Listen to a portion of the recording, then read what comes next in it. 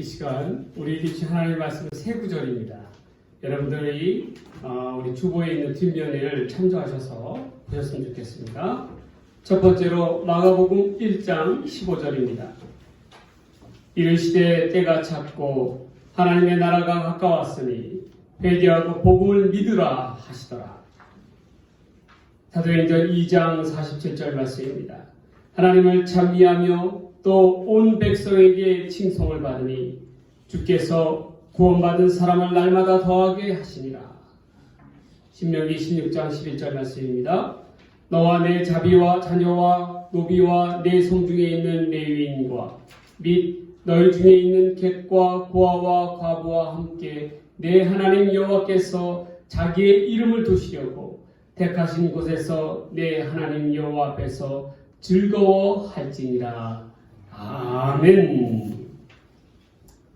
오늘은 복음으로 새롭게 되는 교회라는 제목으로 하나님 말씀 전해드립니다.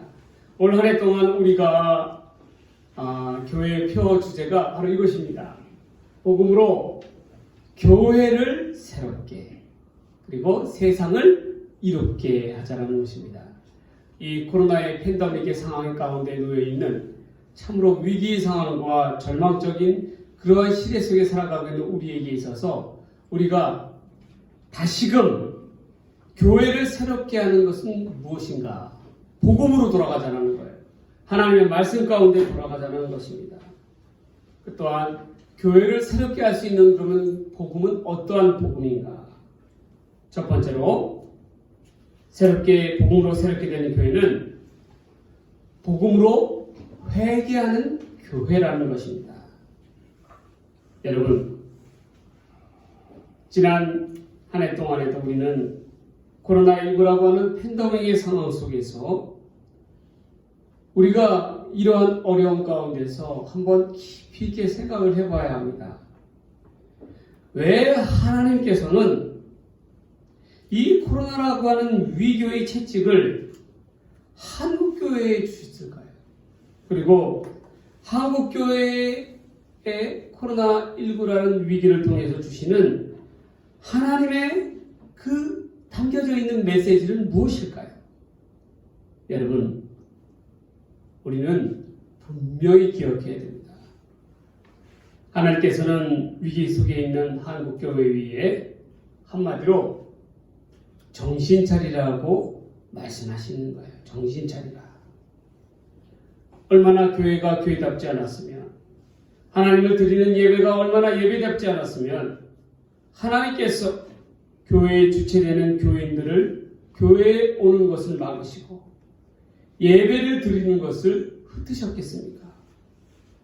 우리는 정말 밀물처럼 밀려오는 무섭게 교회에 들이닥치는 이 위기 상황 앞에서 이를 극복하기 위해서 보다 성경적으로 하나님의 말씀 가운데로 들어가야 한다는 것입니다.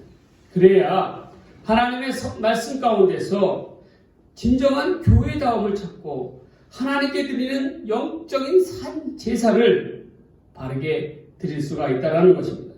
그러기 위해서는 다시금 교회가 그 본질을 회복해야 한다는 것입니다. 교회가 교회로서 본질을 회복하기 위해서 복음으로써 교회를 새롭게 하고 세상을 이롭게 하라고 하시는 하나님의 음성을 우리가 들어야 한다는 것입니다. 한국교회는 세계 교회사에서 이루 비교할 수 없을 정도로 그동안 폭발적인 성장세를 이루어왔습니다. 그러나 한국교회 가운데 있는 숫자적인 성장과 양적인 성장은 이루었을지 몰라도 그 이면 속에 가려진 교회의 세속화와 물질적인 타락은 이루 말로 할 수가 없었습니다. 교회에 숨겨져 있던 민날, 부끄러운 치부가 드러나는 것이 바로 이 코로나19 사태였습니다. 처음에 이 코로나로 인해서 문제가 있는 집단들은 이단적인 그러한 집단이라고 생각되어 왔습니다. 그런데 시간이 지날수록 교회도 그 부족함과 거짓의 모습이 여실히 드러나고 말았다는 것이에요. 세상은 우리 교회로 하여금 너희도 저들과 별반 다를 바가 없구나 라고 그렇게 이야기합니다. 방역 당국의 계속된 요청을 지키지 않아서 코로나가 확산되는 이래 교회와 선교기관의 그 이름이 빠지지 않았습니다. 이로 인해서 피해를 본 지역 주민들은, 상점들은 분노하여서 교회의 간판에다가 생계란을 던졌습니다. 주 예수를 믿으라, 그리하면 너와 내 집이 구원을 얻으리라고 하는 교회의 말씀의 표현은 여지없이 날기란으로 인해서 얼룩진 그러한 모습이 되어버렸습니다. 여러분, 이러한 상황을 보면서 우리 주님께서는 이러한 한국교회를 어떻게 바라보고 계시겠습니까? 얼마나 가슴을 치면서 안타까운 마음으로 보시겠냐라는 거예요.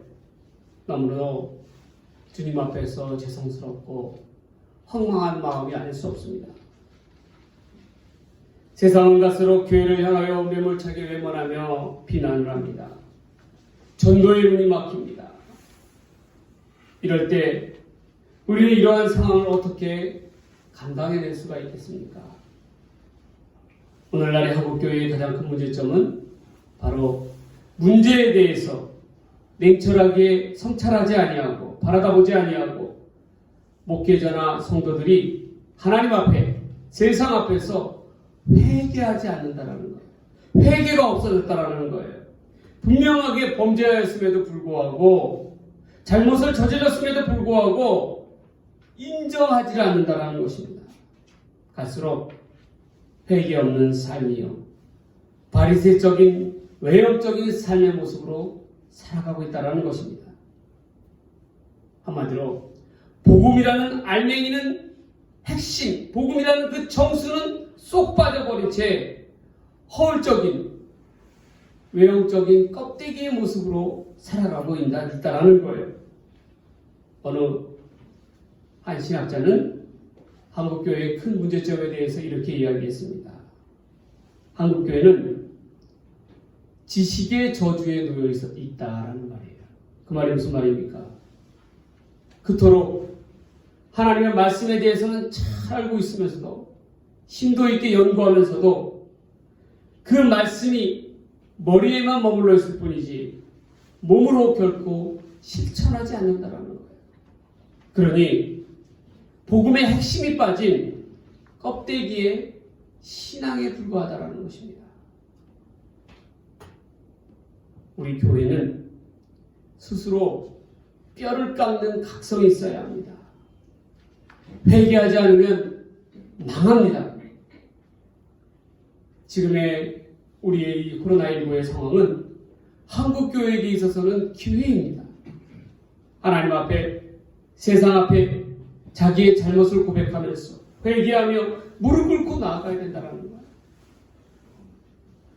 거예요. 그동안 우리가 했던 교만함, 우리 교회의 만용을 겸손하게 하나님 앞에 회개하며 나아가야 된다는 것입니다.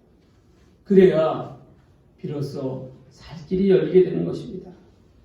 우리는 다시금 세상 앞에 용기를 내야 합니다. 복음의 정신으로 되돌아가서 회개하며 나아가야 됩니다. 여러분, 회개라는 말이 무슨 말이냐면, 구약성경에서 히브리어로 회개라는 단어는 슈브라는 단어입니다. 이 슈브라는 말에는 어떠한 의미가 담겨져 있냐면 되돌아가다라는 뜻이 있어요. 결국 회개라는 것은 죄악의 길에서 돌이켜서 되돌려서 하나님께로 방향을 바꾸는 것을 의미하는 겁니다. 그릇되고 잘못된 삶을 고백하며 그 삶의 방향성 자체를 되돌리는 거예요. 하나님의 사람이라고 불리웠던 다윗은 하나님 앞에 그의 일생에 있어서 커다란 오점을 남겼습니다. 그게 무엇이었습니까? 부하의 아내를 범하였다라는 것입니다. 그것도 뻔뻔하게도 그 죄가를 덮기 위해서 그 부하를 전장에 가장 앞장 세워서 죽게 만들었습니다. 그리고 그 아내를 자기의 아내로 취하였다라는 것입니다. 비록 하나님의 사람이라고 불리웠던 다윗이었지만 얼마나 하나님 앞에서 큰 범죄를 저질렀습니까? 그것을 아무리 감추려고 한다 하더라도 세상 앞에서, 하나님 앞에서 감추려고 해도 감출 수가 있었겠어요? 이에 대하여 하나님의 선지자였던 나단은 다윗을 크게 질책합니다. 그것도 온 신하들 백성들 앞에서 다윗을 징계하는 거예요. 그런데 다윗은 자신의 죄가에 대해서 하나님의 징계를 어떻게 받아들였습니까? 무겁게 받아들였다는 것입니다. 철저히 하나님 앞에 회개하였다는 거예요. 성경은 이야기합니다. 다윗은 탄식하며 날마다 눈물로 침상을 띄우고 내 유를 적셨다라고 이야기합니다. 아마도 다른 사람 같았으면 자신의 치부를 만천하에 공개를 하는 나단 선지자를 향하여 그의 목부터 쳤을 것입니다. 다윗에게 그러한 힘과 권세가 있었어요. 그럼에도 불구하고 다윗은 나단 선지자를 통해서 주시는 하나님의 질책의 목소리를 겸허히 받아들였다는 것입니다. 그는 그 즉시 무릎을 꿇으며 하나님의 징계를 받으며 하나님께 그의 구원을 호소하였다는 것입니다. 눈물로써 철저하게 회개하였다는 거예요.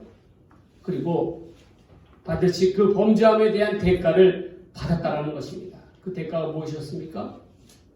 자기가 취하였던 그 아내의 첫 아들이 죽임을 당하였다는 거예요.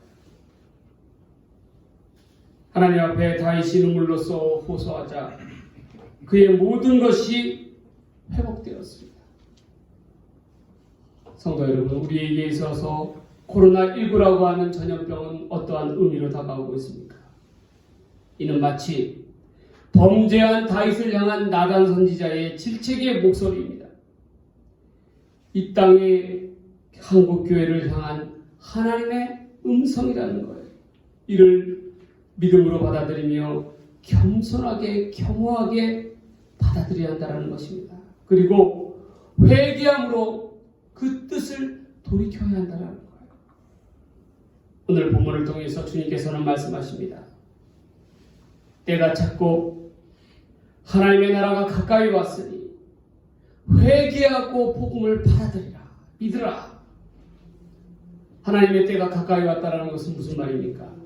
하나님께서 정하신 구원의 때가 가까이 왔다는 거예요. 하나님, 너희 가운데 하나님 나라가 가까이 왔다는 것입니다. 그러한 까닭에 우선적으로 제일 먼저 복음을 받아들이고 그 즉시 회개하라고 하는 명령인 것입니다. 다시금 이 땅의 교회가 교회답게 서기 위해서 가장 필요로 한 것은 복음의 정신으로 돌아가 복음으로 회복되고 또한 회개함으로 하나님 앞에 온전히 나아가야 한다는 것입니다. 사랑하는 우리 다산교회 성도 여러분, 올 새로운 한 해를 시작함에 있어서 우리는 하나님 앞에서, 세상 앞에서 먼저 복음의 정신을 가지고 회개하고 올바르게 서시는 주의 백성들이 되시기를 주의 이름으로 간절히 축원합니다. 축원드립니다. 두 번째로 복음으로 새롭게 되는 교회는 어떠한 교회가 있습니까? 복음으로 칭송받는 교회라는 것입니다. 사도행전 2장 47절을 다시 한번 제가 봉독합니다. 하나님을 찬미하며 또 온 백성에게 칭송을 받으니 구원받은 사람을 날마다 더하게 하시니라. 여러분, 우리가 하나님 앞에서 회개하고 회개함을 받았다면, 은혜를 받았다면 우리의 삶은 어떻게 되어야 되겠습니까? 그 이전과 똑같이 살아간다면 그 사람은 회개한 사람이 아니에요. 은혜를 받은 사람이 아니라는 것입니다. 변화가 있어야 돼요. 이전의 삶에서 돌이켜 바뀌어야 한다는 것입니다. 누가복음 19장에는 예수님을 만나서 온전히 변화됨을 이룬 삭개오에 관한 이야기가 나옵니다.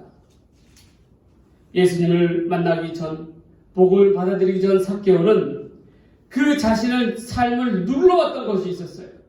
짓눌러왔던 것이 있었습니다. 압제했던 것이 있었어요. 그게 뭐였습니까? 물질이라는 것이었어요. 물질의 욕심과 허영심 앞에서 그의 삶은 날마다 메말라져 갔어요. 영혼은. 그런데 복음을 받아들이고 예수님을 믿는 그 순간 삭개오에게 다가온 것은 바로 무엇이었냐면 지난날의 자기의 잘못에 대한 회개였다라는 것입니다.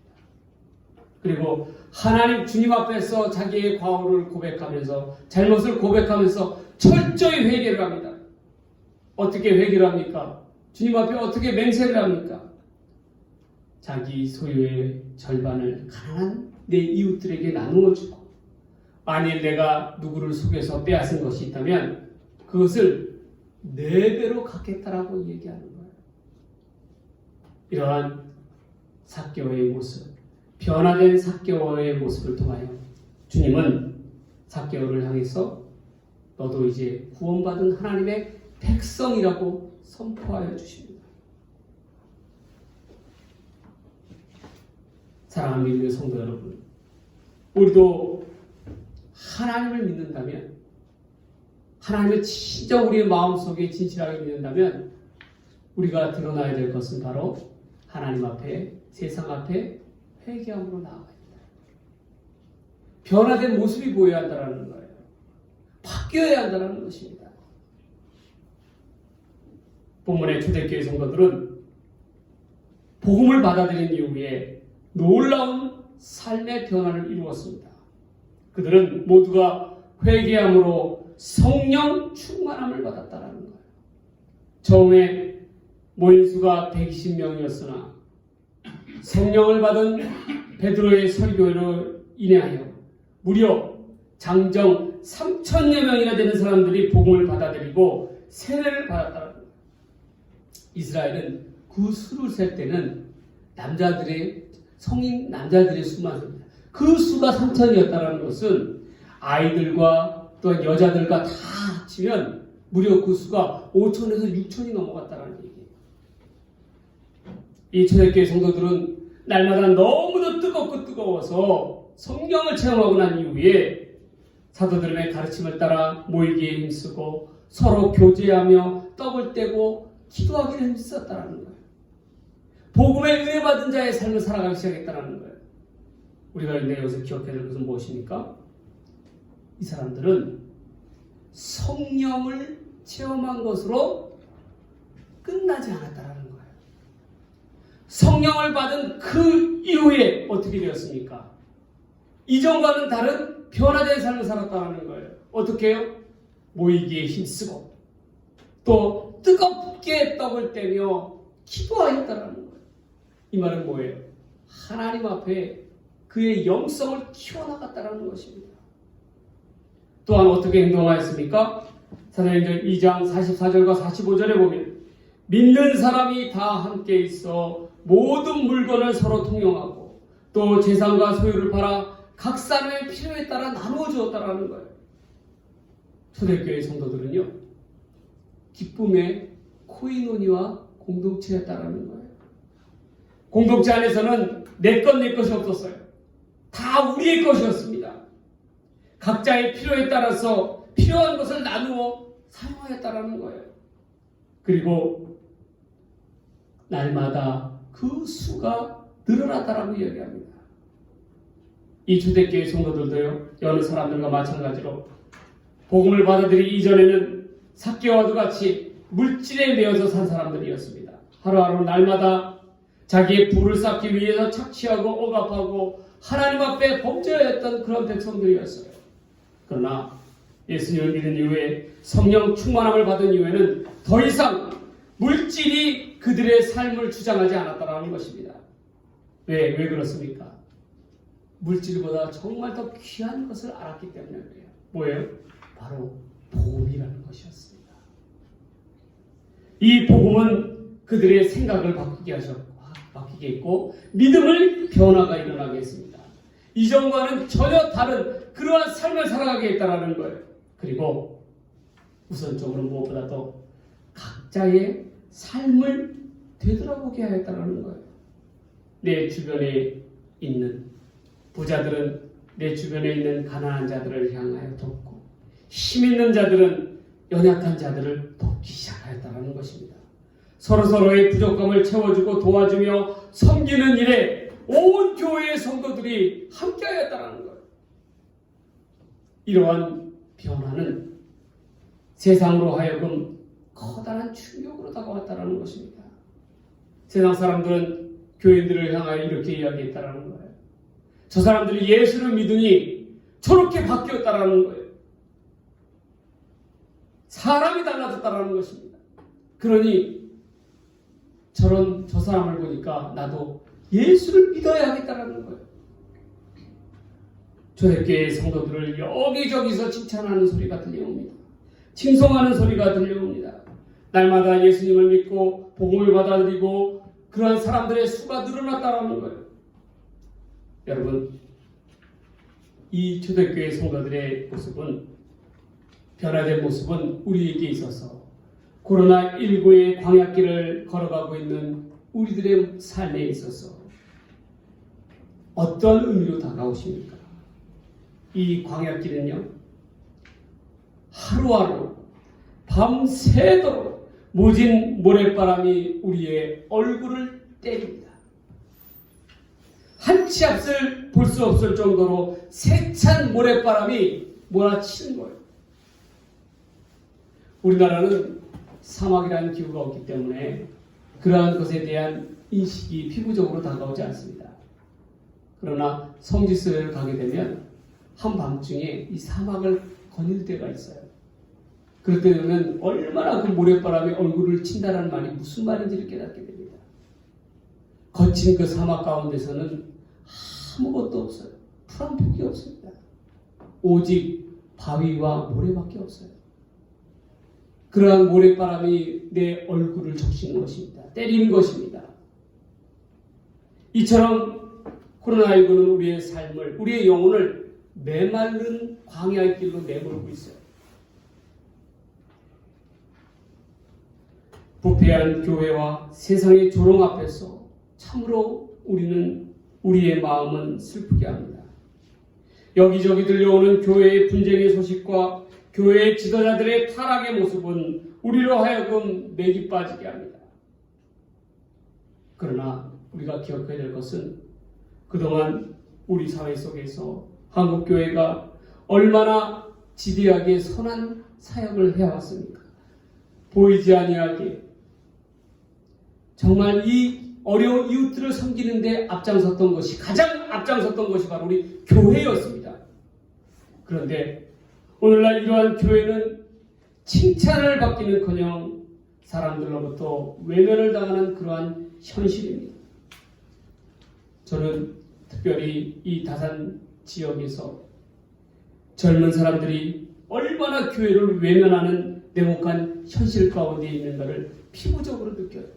얼마나 그들이 복음을 거부하는가 여실히 느낍니다. 우리는 다시금 초대교회의 뜨거운 가운데를 되돌아가야 합니다. 복음을 통한, 복음의 정신을 통한 성령 충만의 역사를 이루어야 한다는 거예요. 다시금 주 안에서 교인들이 온전한 하나 되는 교제를 하고 믿음으로 서로를 돌보며 더욱더 세상을 향하여 나누며 섬기는 삶의 모습으로 바뀌어가야 한다는 것입니다. 이러한 변화가 찾아올 때에 세상은 다시금 교회를 향하여 칭찬하고 구원받는 사람들의 수가 날마다 늘어날 것입니다. 복음을 통하여 하나님 앞에 회개하며 교제와 섬김으로 변화되어서 온 천하의 칭송을 받는 우리 다산교회 믿음의 성도님들이 되시기를 주의 이름으로 간절히 축원합니다. 축원드립니다. 마지막 세 번째는 복음으로 이롭게 하는 교회라는 것입니다. 복음으로 새롭게 되는 교회는 복음으로 이롭게 되는 교회예요. 여러분, 복음을 통하여 우리가 무엇을 이롭게 해야 되겠습니까? 우리의 가정입니까? 내 삶입니까? 우리의 교회입니까? 우리의 공동체입니까? 그 무엇입니까? 복음으로 인하여 가장 이롭게 해야 되는 것은 바로 우리 스스로에 국한된 것이 아니라 교회가 세상을 이롭게 하는 데에 앞장서야 한다는 거예요. 어떻게 해야 교회가 세상을 이롭게 할 수가 있겠습니까? 우리 교회 가운데 나눔과 배품이 있어야 한다는 것입니다. 요즘 우리 교회인들 가운데 가장 안타까운 것은 뭐냐면 예수를 믿는다고 하면서도 예수님은 우리를 향하여 그렇게 희생하면서 구원의 길로 인도해 주셨음에도 불구하고 우리 교회 예수를 믿는 교인들은 그의 삶 속에서 봉사와 헌신과 희생이 사라지고 있다는 거예요. 자기의 시간을 내고 노력을 내고 열정을 내서 교회를 섬기려 하지 않는다는 거예요. 우리의 삶 속에는 무엇보다도 예수님의 희생 정신을 통한 나눔과 섬김과 배품이 있어야 한다는 것입니다. 예전에 우리 민족은 떡을 참으로 좋아했습니다. 그래서 절기 때나 명절 때가 되면 꼭 떡을 만들어 주었습니다. 우리 교회도 교회에 어떠한 기념일이나 잔칫날이 되면 어김없이 간식으로 등장하는 것이 무엇입니까? 떡입니다. 떡을 보면 왠지 모르게 즐거움이 생기고 기쁨이 생깁니다. 흐뭇해집니다. 여러분, 왜 떡이 우리에게 좋은 것으로 다가올까요? 바로 떡은 자기 자신만을 위한 것이 아니라 남을 위한, 나누기 위한 대표적인 음식이기 때문에 그렇습니다. 떡을 혼자서 먹기 위해서 집안 가득가득 쌓아놓는다고 해보십시오. 아마도 며칠이 지나면 그 떡은 쉬고 말 것입니다. 상하고 말 것이에요. 그렇기 때문에 떡은 움켜쥐고 있는 것이 아니라 내 주변의 이웃들을 위하여 함께 나누는 것이 바로 떡의 정신이라는 거예요. 우리 교회도 마찬가지예요. 우리 교회도 여러분의 교인들의 떡을 해서 교인들에게 이렇게 나누어주고 그것이 남게 되면 그 떡 뭐 제가 다 먹겠습니까? 아니에요. 어떻게 했겠어요? 그 떡을 쉬기 전에 우리 주변에 있는 상정들, 상가들에게 드리는 거예요. 나누면서. 그러면 얼마나 감사함으로 받아들이시는지 몰라요. 왜냐? 출출하지 않습니까? 이처럼 교회는 생명의 떡입니다. 이 떡을 나누고 베푸는 데에 앞장서야 되는 것이 바로 교회의 사명이라는 거예요. 최근에 우리를 슬프게 한 오미크론이라고 하는 변종 바이러스는 여러분 왜 생겼습니까? 이유는 다른 데 있지 않아요. 돈을 많이 쌓아두어서 백신을 가득 쌓아두었던 이 선진국들이 빈약하고 저개발국가인 아프리카 같은 그런 나라들에게 이 백신을 베풀지 않는 거예요. 어떤 나라의 국민들은 부스터샷이다 뭐다 해도 3번, 4번, 5번의 백신을 맞는 데 비해서 이 저개발국가들, 아프리카 같은 그런 국가들, 동남아 국가들은 백신을 한 번도 맞기도 어려운 거예요. 그러한 까닭에 자꾸 변종이 생기기 시작하는 겁니다. 이유는 다른 데 있지 않아요. 백신을 독점하는 그 욕심과 이기심이 또 다른 피해를 낳게 되는 거예요. 고스란히 누구에게 다가오는 겁니까? 우리 모두에게 다가오는 피해라는 거예요. 온 인류는 각계로 따로 떨어진 나라와 민족이 아닙니다. 하나의 운명의 공동체라는 거예요. 그것을 바로 깨달아야 한다는 것입니다. 그런데 어떻게 하고 있어요? 국가별로 이기심, 욕심, 그것으로 인해서 오히려 사태를 더 악화시키고 있지 않습니까? 자고 일어나 보면 또 새로운 변종이 나타나지 않습니까? 그 이유가 바로 거기 있는 거예요. 우리 사회도 마찬가지입니다. 이 코로나로 힘든 시기에 교회는 반드시 그 교회로서의 책임과 사명이 있음을 명심해야 합니다. 어떠한 책임과 사명입니까? 바로 내 주변에 있는 어려운 이웃들을 향하여 베풀 줄 아는 사람들이 되어야 된다는 거예요. 우리가 어렸을 적에 보릿고기의 시절이 있었습니다. 정말 먹기가 힘들어서 굶기를 밥 먹듯이 했던 그런 시절이 있었어요. 그런데 이런 어려운 시절 가운데서도 부잣집에서는 절기 때 집안에 대소사가 있을 때 기쁨과 나눔의 잔치로 떡을 만들어 돌렸습니다. 이 떡은 가난한 이들에게 있어서는 정말 밥도 못 먹는 이들에게 있어서는 쳐다볼 수 없는 그러한 귀한 음식이었습니다. 기쁨의 선물이었어요. 이 떡을 나눔으로 인해서 함께 즐거워하였고 마을 사람들이 그 생계를 이어갈 수가 있었습니다. 모두가 기뻐할 수 있었어요. 여러분, 우리는 교회는 이 떡과도 같은 그러한 존재가 되어야 된다는 거예요. 기쁨의 선물이 되어야 된다는 것입니다. 우리의 사회의 모습을 보십시오. 코로나로 인해서 얼마나 더 인심이 강팍해져 갑니까? 서로가 먹고 살기가 정말 어렵고 힘듭니다. 이럴 때일수록 우리 교회는 떡을 나누는 공동체와 같이 우리의 이웃들을 향하여, 특별히 우리의 도움이 필요로 하는 이들을 향하여 베풀고 나누는 데에 아껴서는 안 된다는 거예요. 오늘 본문에서는 이와 같이 이야기합니다. 내 안에 있는 노비나 고아나 과부나 객과도 같은 사회적인 약자들을 향하여 너희들의 콧간을 털어서 도움이 될 만한 이들에게 나누어 주라는 것입니다. 베푸는 데 있어서 아끼지 말라라고 이야기합니다.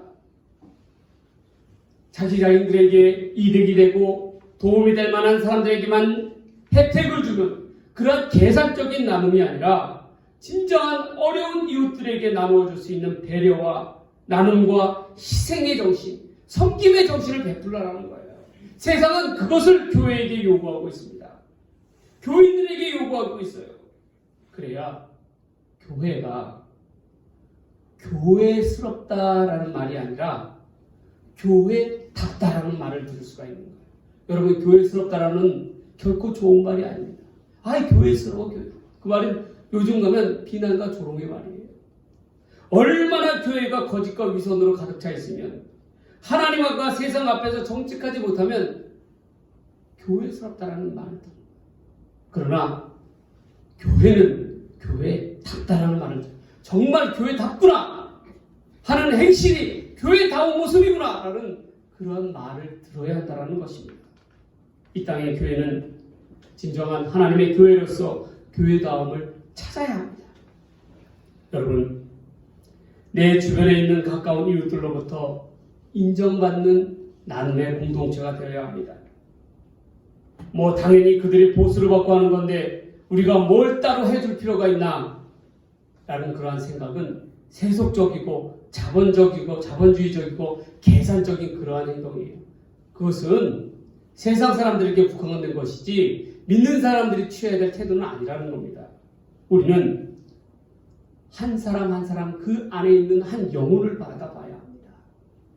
그리고 그 영혼을 향한 예수님의 섬김과 나눔의 정신을 베풀어야 한다는 거예요. 멀리서 찾을 필요도 없습니다. 여러분들에게 늘 좋은 선물을 가져다주는 우리 택배 기사님들을 비롯해서, 또한 옆에서 이렇게 청소를 해주시는 그러한 분들을 향해서 여러분들 예수님의 사랑을 베푸세요. 그것을 계산적으로만 하지 마시고 따뜻한 음료수라도 대접할 줄 아는 그러한 넉넉한 그러한 교인들이 되어야 하고 교회가 되어야 한다고 생각합니다. 저는 그렇게 생각합니다. 우리 다산교회는 하나님께서 축복해 주셔서 보다 어려운 이웃들을 향하여 베풀고 나눌 수 있는 그러한 교회가 되기를 바랍니다. 그러한 성도들이 되기를 바랍니다.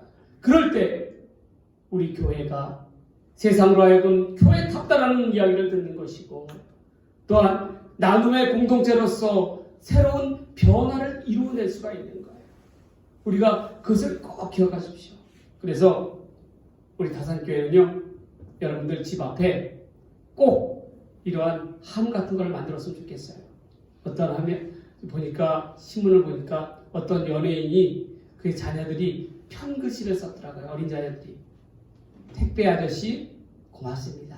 이거 드시고 힘내세요. 라고 이렇게 딱 문 앞에다가 음료수 병을 갖다가 딱 진열을 해놨더라고요. 그걸 보니까 그 택배 기사 아저씨가 사랑의 하트를 사진을 갖다가 이 답례를 찍어놨더라고요. 보니까. 그리고 그 미화를 소개해 주시더라고요. 여러분, 우리 교회도 그래야 된다. 여러분들의 집안도 그래야 된다라는 거예요. 그래야 하나님의 축복이 여러분들의 삶 속에 스며드는 것입니다. 우리가 그것을 기억해야 돼요. 하나님은 움켜쥐는 손 위에 축복해 주시지 않으세요. 움켜쥐면 받을 게 없습니다.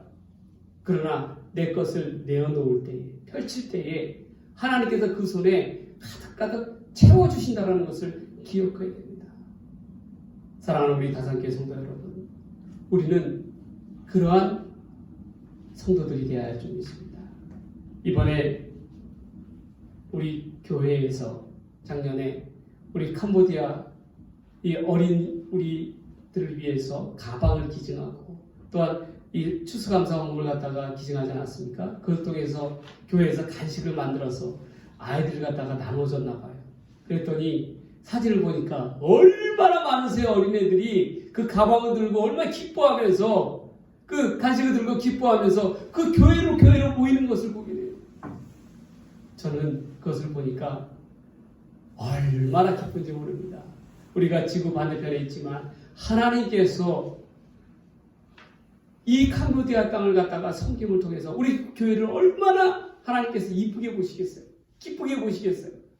야, 니네 몇만 교회보다 몇만 명이 모이는 그런 교회보다 너희 우리 다산교회가 하는 게 100번 낫다라고 칭찬해 주시지 않겠어요? 정말 다산교회는 선교다운 선교하는구나, 베품과 나누는 선교를 하는구나 라고 칭찬해 주시지 않겠어요? 여러분, 우리 교회는 그러한 교회가 되기를 바랍니다. 그래서 올 한 해 동안 우리 다산교회는 복음을 통해서 교회를 새롭게 하는, 세상을 이롭게 하는 그러한 우리 다산교회가 되기를 주의 이름으로 간절히 축원합니다. 축원드립니다. 기도하겠습니다. 하나님, 올 한 해 동안 우리 다산교회는 복음의 정신으로 돌아가서 회개하며 하나님 앞에 나아가게 하여 주시옵소서. 그리하여서 하나님, 이 어려운 시기를 이겨나가며 하나님 앞에 더욱더 회복되는 그러한 믿음의 교회, 믿음의 성도들 되게 하여 주시옵소서. 또한 초대교회들처럼, 성도들처럼 기쁨으로 나누는 공동체가 되게 하여 주시고, 세상으로부터 칭송받는 교회가 되도록 하나님 인도하여 주시옵소서. 또한 무엇보다도 복음의 정신으로 우리 주변에 있는 어려운 이웃들에게 먼저 나눔과 베푸는 섬기는 그러한 교회가 될 수 있도록 하나님 인도하여 주시옵소서. 이 모든 말씀 우리를 사랑하시는 예수님의 이름으로 간절히 기도 드리옵나이다. 아멘.